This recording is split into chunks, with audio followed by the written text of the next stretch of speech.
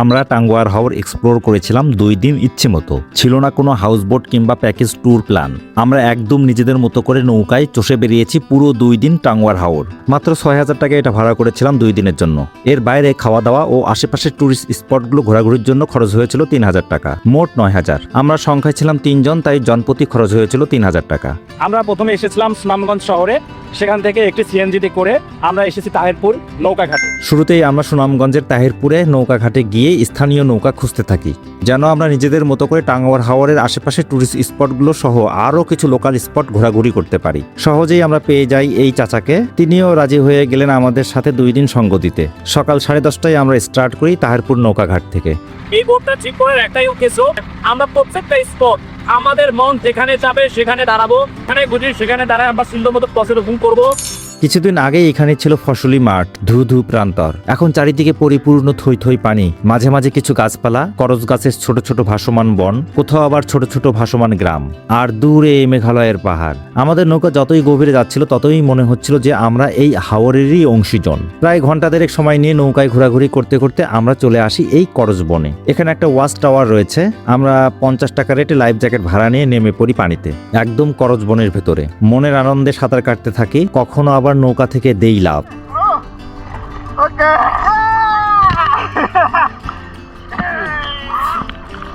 আর এখানে ভাসমান চায়ের দোকান থেকেও কিনতে পারেন অনেক কিছু। ভাসতে ভাসতে চা কফিও খেতে পারেন এখানে। একদম করজবনের ভেতর শীতল অনুভূতিটা ছিল অন্যরকম। গাছে উঠেও মজা করেছি অনেকক্ষণ, আর মনের আনন্দে সাঁতার কেটেছি লাইফ জ্যাকেট পরে।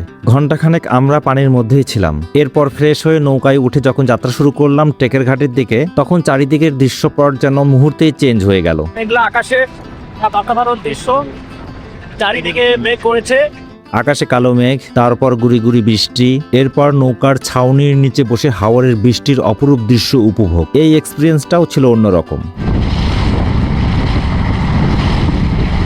টেকের ঘাটের কাছাকাছি আসতেই বৃষ্টি থেমে গেল, আর এই যে পাহাড়ের খুব কাছে আমরা চলে আসছি। অসাধারণ ভিউ, মুগ্ধ করার মতো। আর সামনে যে বাজারটা দেখছেন ওটা হচ্ছে টেকের ঘাট। ততক্ষণে আমাদের খুব খিদে পেয়ে গেছে, তাই টেকের ঘাট বাজারে খাওয়া দাওয়া করে এখানে চলে আসলাম। সামনের পাহাড়টা কিন্তু ইন্ডিয়ার ভেতর, আমরা বর্ডার লাইনে আছি। এখানে এই যে মিষ্টি পানির কুয়া, মানে পাহাড়ের তল থেকে পানি ফিল্টার হয়ে এখানে জমা হয়। স্থানীয়দের খাবার পানির প্রধান উৎস এটাই। বর্ডার লাইন ঘুরতে ঘুরতে আমরা চলে আসি নীলাদ্রি লেকের কাছাকাছি। এই দিক থেকে এই নীলাদ্রি লেকের ভিউটা অসাধারণ। আর যেহেতু আমরা রাতে এখানেই থাকবো, তাই এখানে বেশি সময় নষ্ট না করে আমরা মোটরসাইকেল গাইড নিয়ে আরও কিছু লোকাল স্পট দেখার জন্য পূর্ব দিকে এগোতে থাকি। প্রথমেই আসি এই কৃষি নদীর চরে, মানে এর পূর্ব পাশে শিমুল বাগান আর পশ্চিম দিকে বারেকটিলা। আর এখানে নদী চরের ভিউটা সত্যি অসাধারণ। এরপর আমরা যাই শিমুল বাগানে। বর্ষার সিজন, শিমুল বাগানটা পুরোটাই সবুজ এবং শীতল অনুভূতি এখানেও। আর আমাদের আরো চমৎকার করেছে এই ঘোড়াগুলো। ঘোড়ার ভাড়া হচ্ছে 100 টাকা করে, যদিও আমরা দরদাম করে উঠেছি 50। অল্প সময়ের জন্য আমরা ঘোড়ায় চড়ে শিমুল বাগানটা ঘুরে দেখলাম, অনুভূতিগুলো ছিল ভালো। এরপর চলে আসি এই বারেকটিলায়। এখানেও অসাধারণ ভিউ, মানে যেখানে যাচ্ছি সেখানকার এই প্রাকৃতিক সৌন্দর্য চোখে ধরে রাখার মতো। এখানে বসে থাকলাম কিছুক্ষণ। সামনের নদীটা রক্তি নদী, তবে অনেকে এটাকে জাদুকাটা নদী হিসাবেও পরিচয় করিয়ে দেন। সন্ধ্যা যখন খুব কাছাকাছি, তখন আমরা চলে যাই নীলাদ্রি লেকের নিকট।